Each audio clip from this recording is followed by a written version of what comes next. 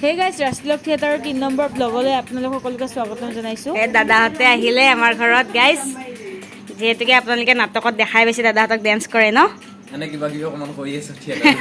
আৰু ভণ্টিৰ চেনেলটো চাব সকলোৱে, তাইক অকণমান মৰম দিব। তাই নতুনকৈ ধুনীয়া ভিডিঅ' বনাই, মই নিজে ছাবস্ক্ৰাইব কৰিছোঁ আৰু আজিৰ পৰা চাম, যিহেতু মই পোৱা নাছিলোঁ। আৰু মোৰ ভিডিঅ' ডিছক্ৰিপশ্যনত ভণ্টিৰ চেনেলৰ লিংকটো মই দি দিম, সকলোৱে গৈ এবাৰ চেক কৰিব আৰু অকণমান মৰম দিব।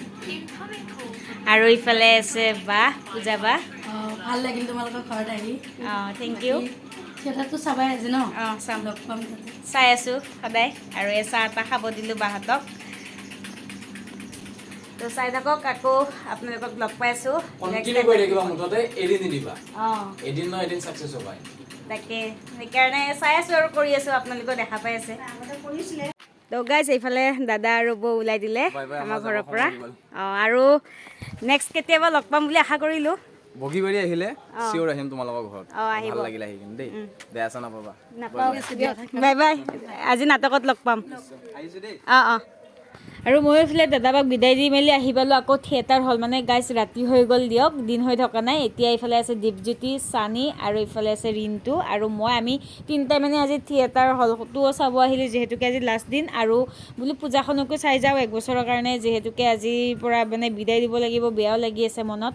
আৰু পৰ্দাৰ পিছফালে কি কি থাকে সেইখিনিও বোলো চাব আহিলোঁ, কেনেকৈ ক'ত মিউজিকবিলাক দিয়ে, কেনেকৈ ক'ত কি কৰে, সকলোখিনি আপোনালোককো দেখালোঁ, ময়ো চালোঁ। মানে সৰুতে আহিছিলোঁ গাইছ, এতিয়া ডাঙৰ হোৱাৰ পিছত মানে অহা নাই। সৰুতে একদম মানে ৰাতিপুৱা শুই উঠি আহি যাওঁ আৰু ৰখি নাথাকোঁ।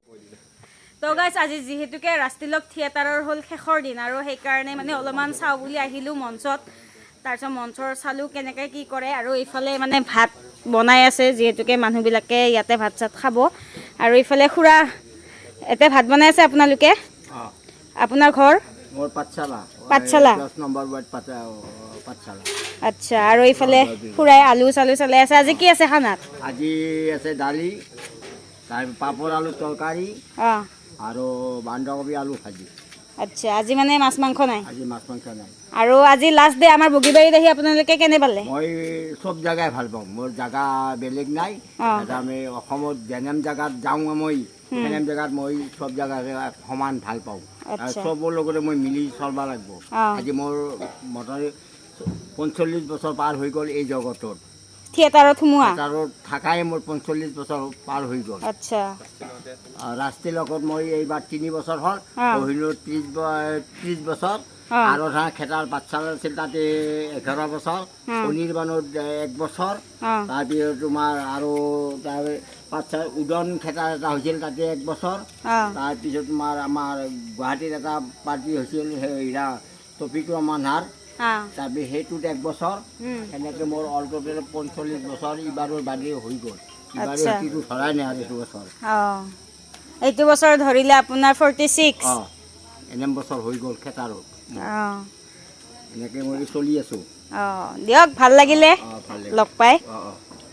এতিয়া যিহেতুকে আজি লাষ্ট ডে, তো আমি অলপমান চাব আহিলোঁ আৰু ইয়াতে গাইছ। আৰু মানে পেণ্ডেলত কেনেকৈ ঘৰবিলাক দিয়ে, কি কৰে, গোটেইখিনি আপোনালোকক এতিয়া দেখাই আছোঁ, তো চাই থাকক। এইফালে এনেকৈ ঘৰবিলাক দি দিছে গাইছ, আৰু এইফালে পৰ্দা দেখিব পাৰিছে।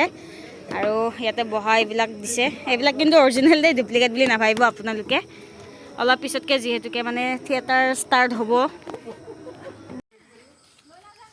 হে গাইছ, welcome to my YouTube channel. আৰু আজি হ'ল ৰাষ্ট্ৰীয় থিয়েটাৰৰ শেষ নিশা, আৰু আজি আছে অভিযন্তাৰ xenduriya মন। আৰু আজি শ্ব'টো শেষ হোৱাৰ পিছত 1 বছৰৰ কাৰণে মানে দেৱালী আমাৰ ফালৰ পৰা বিদায় দিলোঁ।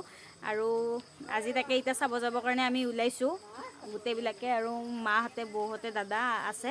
আজি মানে আলহীবিলাক চব গ'ল, আৰু আমি আজি ঘৰক এটাই। চ' তাতে গৈ কেনে আপোনালোকক দেখাম। মানে এতিয়া আপোনাৰ বাজিছে 7:30, আৰু সোনকালে মানে শ্ব'বিলাক আৰম্ভ হয়, যিহেতুকে 2 কৰি আছে। কিন্তু আজি লাষ্ট বা কি কৰে নাজানো, কিন্তু প্ৰথম দিনাখন 1 হৈছিলে, কিন্তু মাজৰ দিনাখন যোৱাকালি 2 কৰিছে। আৰু মানুহ মানে ফুল থিয় হৈ মানে মানুহে চাব লগা হৈছে। চ' চাই থাকক। এতিয়া তাতে গৈ কেনে মানুহক সোমাব দিছে নাই চাই লওঁ। মানে মানুহবিলাক তাতে গৈ পূজাথলীত মানে ৰেডি হ'ল, মই চাই আহিলোঁ অলপ আগতে, আপোনালোকে দেখাই পাইছে। মানুহ অহাৰ কাৰণে আমি ধুমাধুম ঘৰৰ পৰা ওলাই গ'লোঁ। তো এতিয়া তাতে গৈ লগ পাইছোঁ, তো চাই থাকক গাইছ। তেখেতসকলৰ প্ৰায়ে ক'ব পথাৰৰ ওপৰত নাইবা শিৱমন্দিৰ প্ৰাংগণত বজাই ৰাখে, তাৰ বাবে বিনম্ৰভাৱে আজি আমাৰ স্থায়ী মঞ্চত যাত্ৰা অভিনয়ৰ দলে ৰাগ 50 টকা আৰু গাইছ এফালে ৰখি থাকিব লগা হৈছে মানে 7:30 বজাৰ আগতে ঘৰৰ পৰা ওলাইছোঁ কিন্তু মানুহ চাওকচোন মানুহ ধৰি মানে ভিতৰত সোমাব পৰা নাই এইফালে থিয়েটাৰ মানে ষ্টাৰ্ট হ'ব হ'লেই আৰু এইফালে ফাইনেলি থিয়েটাৰ ষ্টাৰ্ট হৈ গ'ল